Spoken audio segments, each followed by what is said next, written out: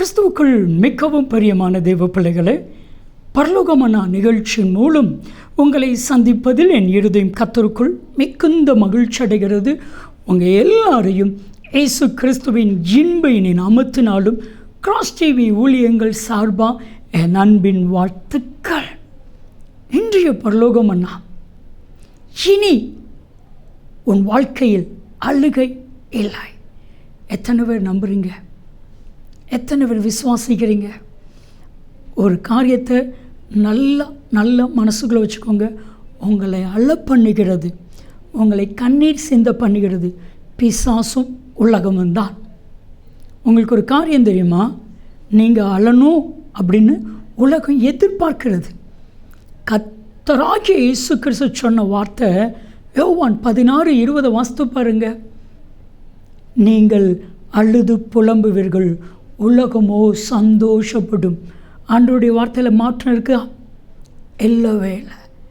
சொன்னால் மெய்யாகவே நான் உங்களுக்கு சொல்லுகிறேன், நீங்கள் அழுது புலம்புவீர்கள், உலகம் சந்தோஷப்படும். அப்போது உங்களை அழ வச்சு சந்தோஷப்படுறதான் உலகம்.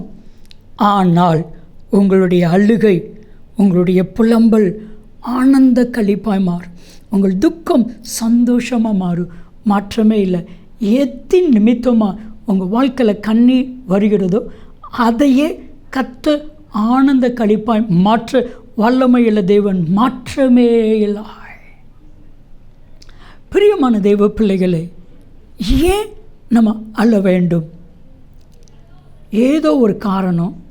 அது உங்கள் இருதயத்தை பாதித்திருக்கலாம், உங்களுடைய வாழ்க்கையை பாதிச்சிருக்கலாம், உங்களுடைய சிந்தையை பாதிச்சிருக்கலாம், உங்கள் குடும்பத்தை பாதிச்சிருக்கலாம்.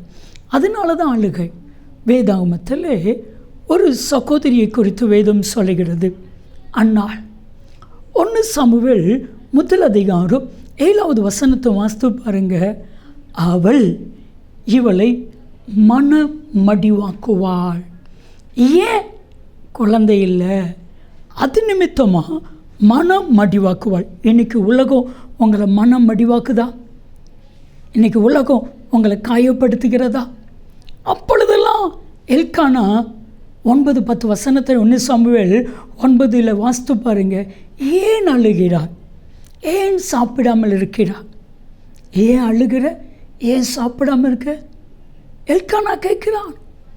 ஆனால் அதே இது 1 சாமுவேல் 1:11 அன்னாள் மிகவும் மனம் கசந்து அழுது கொண்டிருக்கிறாள். ஆனால் அதே அன்னாள் ஆண்டோடைய பாதத்தில் தன் கண்ணீரை வடித்த அடுத்த நிமிடம் அவருடைய புலம்பலை கர்த்தர் ஆனந்த களிப்பாய் மாற பண்ணினது போல உங்கள் புலம்பல், உங்களுடைய கண்ணீர் ஆனந்த களிப்பாய் மாறும். வேதம் சொல்லுகிறது 1 சாமுவேல் 1 வசனத்தினுடைய பின்பகுதி, அப்புறம் அவள் துக்கமுகமாய் இருக்கவில்லை, அவருடைய கண்ணீரை கர்த்தர் ஆனந்த களிப்பாய் மாற்றினார். நான் சொல்லட்டுமா? இனி கண்ணீர் இல்லை. எல்லாரும் விசுவாசிங்க. இனி கண்ணீர் இல்லை, இனி கண்ணீர் இல்லை. லூக்கா 7 ஒரு சம்பவம். நாயனூர் என்கிற ஒரு ஊருக்கு இயேசு வருகிறார். அந்த ஊரில் ஒரு விதவை தாய் தன்னுடைய ஒரே மகனை பறிகொடுத்து அடக்கம் பண்ணுவதற்காய் கொண்டு செல்லும் பொழுது இயேசு அந்த சகோதரனுடைய அந்த விதவையுடைய கண்ணீரை கண்டு மனதுருகி லூக்கா 7:13 கிட்ட வந்து அழாதே, எனக்கு எது நிமித்தமாக நீங்கள் அழுகிறீங்களோ உங்களை பார்த்து அழாதே என்று சொல்லி அந்த அழுகையை மாற பண்ணினது போல் உங்கள் கண்ணீரையும் மாற பண்ணுவார். செபிக்கலாமா?